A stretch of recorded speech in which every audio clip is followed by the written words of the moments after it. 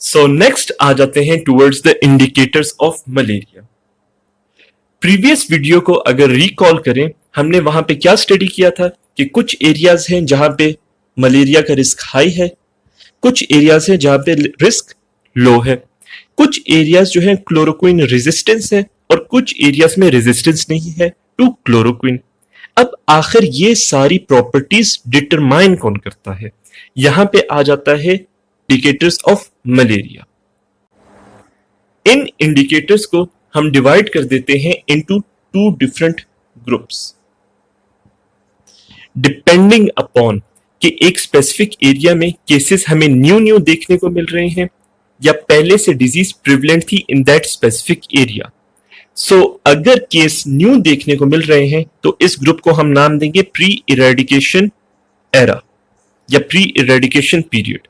लेकिन अगर पहले केसेस थे उनको इरेडिकेट किया जा चुका था लेकिन अब दोबारा से केसेस आ रहे हैं, उसे हम कहेंगे इरेडिकेशन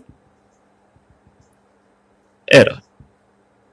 और इन दोनों ग्रुप्स में हमारे पास कुछ इंडिकेटर्स होंगे जो हमने उस स्पेसिफिक टाइम पीरियड में यूज करने हैं। सो सबसे पहला indicator of pre eradication area that is spleen rate. अब इसमें हमने क्या मेजर करना है? इसमें हमने मेजर करना है स्प्लीन की एनलार्जमेंट। सब इंडिविजुअल्स में नहीं, just those who are between the age of 2 to 10। और चूंकि स्प्लीनोमेगेली एक साइन है मलेरिया का, सो इस क्लिनिकल फाइंडिंग के थ्रू हम डायग्नोज कर सकते हैं individuals who are infected with plasmodium. Second indicator that is average enlarged spleen. First indicator में हमने किस पॉपुलेशन को लिया था? 2 से 10 इयर्स ऑफ एज। उनमें आइडेंटिफाई किया कि किन में हमारे पास स्प्लीनोमेगेली है। लेकिन एवरेज एनलार्ज स्प्लीन के इंडिकेटर में we have to take those who are positive for enlarged spleen. और इन पॉजिटिव केसेस में you have to measure the average size of spleen. Third indicator पर आ जाए तो दैट इज पैरासाइट रेट। अब इसमें आपने क्या मेजर करना है? इसमें सबसे पहले आपने सेलेक्ट करनी है population between 2 to 10 years of age और इसमें आपने इनके ब्लड की स्क्रीनिंग करनी है for plasmodium. So in short, in this indicator you just have to measure the cases that came out to be positive for plasmodium। Fourth indicator हमारे पास है पैरासाइट डेंसिटी इंडेक्स। इस इंडिकेटर में we have to measure the degree of parasitemia. किस population में? उन individuals में जिनके ब्लड सैंपलिंग के बाद पॉजिटिव फाइंडिंग आ गई थी for Plasmodium. At number 5 we have the most important indicator that is infant parasite rate। अब infant कौन होते हैं? Those individuals जिनकी एज 12 मंथ से लेस है।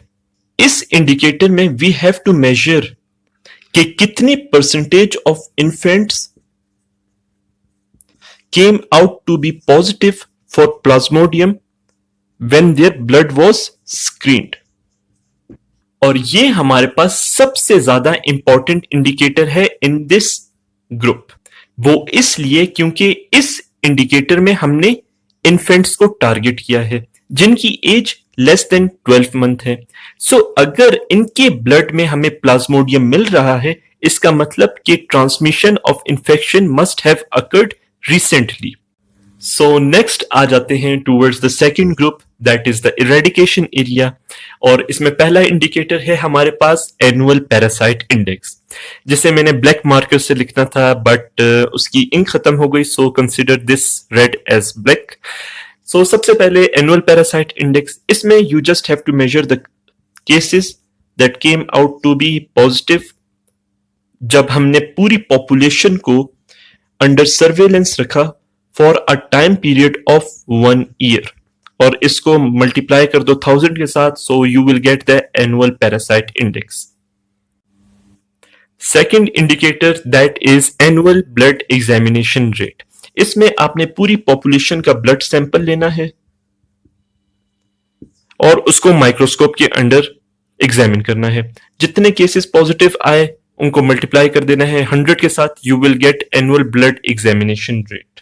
इसकी सिग्निफिकेंस ये है कि जब हम इरेडिकेट कर रहे हैं डिजीज को, so it helps to identify के how good our measures are for eradicating the disease.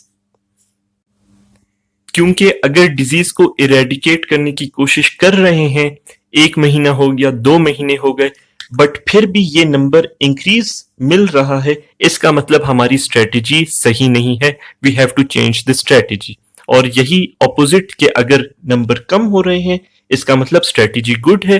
We have to keep on doing the good work. फिर आ जाते हैं towards the third indicator that is slide positive rate. अब इसमें आपने क्या major करना है? स्लाइड्स लेनी है, ब्लड सैंपलिंग करनी है, जितने इंडिविजुअल पॉजिटिव आ गए उनको परसेंटेज की फॉर्म में लिख देना है, irrespective of the species of Plasmodium.